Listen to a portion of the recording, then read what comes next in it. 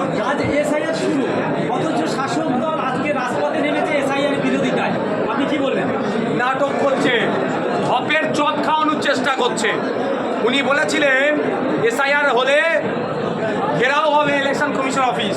তারপরের দিনে যে চা খেয়েছে, পানি খেয়ে এসছে অফিস থেকে, আজকে গল্প শোনাচ্ছে। প্রায় 90,000 অফিসার তৃণমূল কংগ্রেস পরিচালিত সরকারি এসআইআর দ্রুত করার জন্য দিচ্ছে, আর মানুষকে বোকা বানাচ্ছে। মানুষ অত বোকা নয়। এখন সরকারের কাজ কি ছিল? মানুষের কাছে পৌঁছে যাওয়া, মানুষকে বোঝানো অ্যাকচুয়ালটা কি। আতঙ্কের পরিবেশ তো এই তৃণমূল কংগ্রেস আর বিজেপি মিলে করেছে। যে আতঙ্কের পরিবেশ তৈরি করেছিল, এসআইআর করতে দেবো না বলে গল্প শুনিয়েছে। এবার এসআইআর শুরু হয়ে গেছে, সাধারণ মানুষ ক্ষিপ্ত ওই জন্য যে আমরা এসআইআরের বিরুদ্ধে। আরে আমরা পলিটিক্যাল এসআইআরের বিরুদ্ধে, কিন্তু সংবিধানকে সামনে রেখে এসআইআর আমরা বিরোধিতা করতে পারি না। বিএলওরা ভয় পাচ্ছে, শাসক দল হুমকি দিচ্ছে বিভিন্ন জায়গায়। বিএলওদের কাজ কি হবে? ইলেকশন কমিশন অফ ইন্ডিয়াকে জানানো, ওয়েস্ট বেঙ্গলের সিও স্যারকে। ওয়েস্ট বেঙ্গলের সিও স্যার নিশ্চিতভাবে তাদের বিরুদ্ধে আইনত ব্যবস্থা গ্রহণের জন্য নির্দেশ দেবে। ভয় পাওয়ার কোনো জায়গা নাই।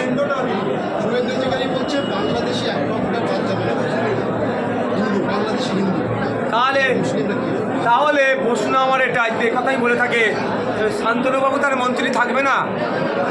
ওরা নতুন করে বাই ইলেকশন করতে হবে। বিপ্লব বাবু আপনার যদি এখন ত্রিপুরায় হচ্ছে না, পশ্চিমবাংলা বিধানসভায় অনেক বিধায়ক আছে, সিট খালি হয়ে যাবে, তাহলে নতুন করে বাই ইলেকশন করতে হবে নাকি? শুভেন্দুবাবু মানুষকে ভরকাচ্ছেন।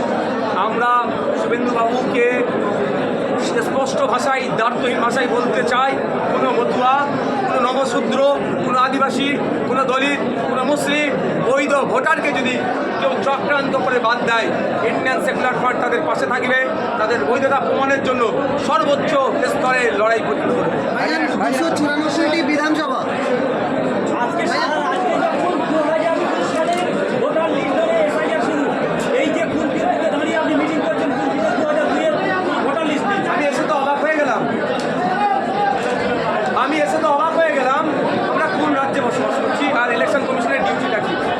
যদিও 2003-কে মান্যতা দিয়েছে, এখানে সর্বদলের বৈঠক হয়েছে, সিদ্ধান্তে এসেছে, সেখানে আমি বিতর্কে জড়াবো না।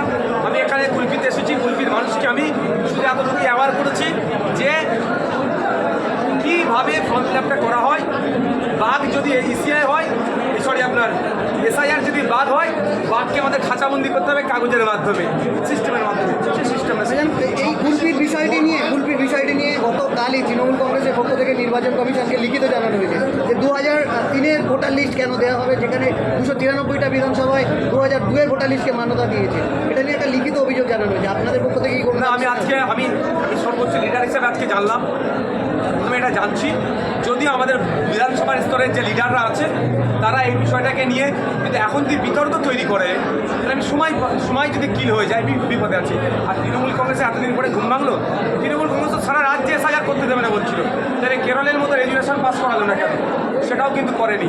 এই বিষয়টা নিয়ে আমাদের নেতৃত্বের সাথে আমরা কথা বলি, যারা লিগাল এক্সপার্ট আছে কথা বলি।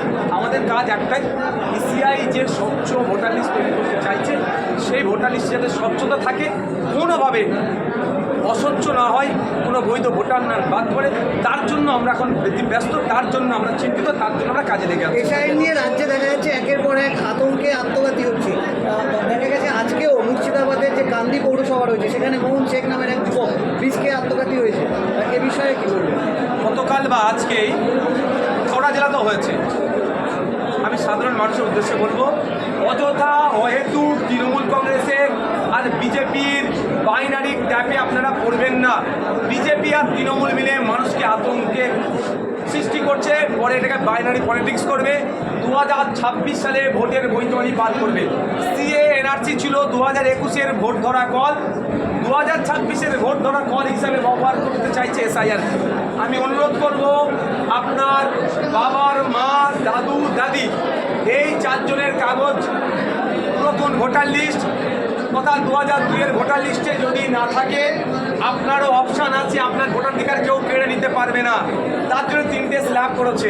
একটা হচ্ছে বিফোর 1987, 1987 সালে যাদের আগে জন্ম তাদের নিজের শুধু একটা 11টা প্রুফের মধ্যে কোনো একটি প্রুফ দিলে তারা ভোটাধিকার হিসাবে তাদেরকে বিবেচ্য করা হবে।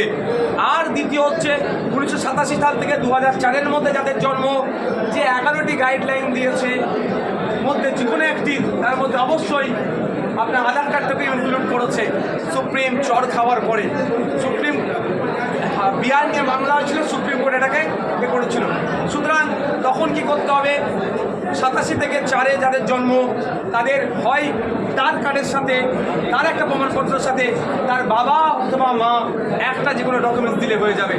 আর 2004-এর পরে যাদের জন্ম তাদের ক্ষেত্রে তার ডকুমেন্টস, তার বাবা এবং মা দুজনের ডকুমেন্টস দিতে হবে ওই 11টি ডকুমেন্টসের মধ্যে থেকে। 11টি ডকুমেন্টস আমরা পেয়ে যাব।